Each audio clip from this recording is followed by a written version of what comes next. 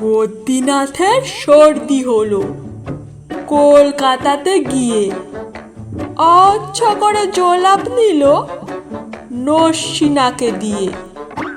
Doctor এসে বলল কেসে, বড়ই কঠিন ব্যায়াম, এসব কি সুচিকিৎসা?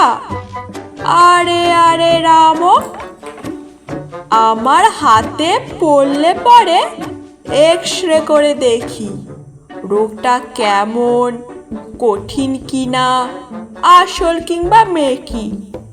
থার্মোমিটার মুখে রেখে সাবধানেতে থাকুক। আইস ব্যাগটা মাথায় দিয়ে একটা দিন তো রাখুক।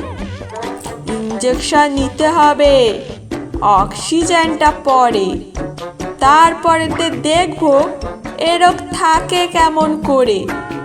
পল্লী গ্রামের বদ্রীনাথ অবাক হলো ভারী। সর্দি হলে এমন দরদ? ধন্য ডাক্তারি।